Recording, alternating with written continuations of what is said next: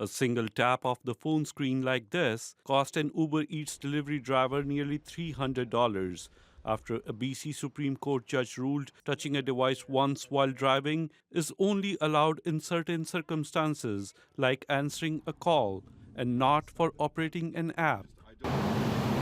The verdict came after the Crown challenged an earlier acquittal by the traffic court, which the BC Supreme Court reversed last month. The legislation is written in a very clear way. It only permits one touch for the purposes of initiating, accepting, or ending a call, and for no other reason. Otherwise, there is a blanket prohibition on using your device while driving.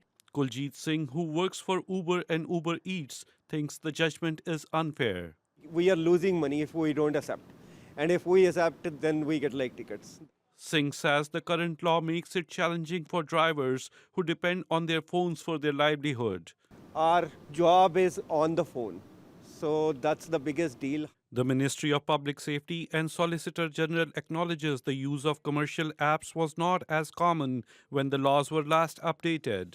But they say they continue to monitor advances in technology and court decisions related to distracted driving to determine if current legislation needs to be updated.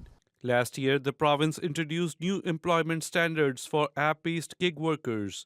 Critics say the province is contradicting itself. The government, on the one hand, keeps saying that they're trying to create legislation to make it easier for gig economy workers to earn a living, to try and make their working conditions more fair, while at the same time funding appeals of decisions that make it more difficult to actually engage with the employment that they've chosen to have. Uber says it requires all users of its apps to follow the law.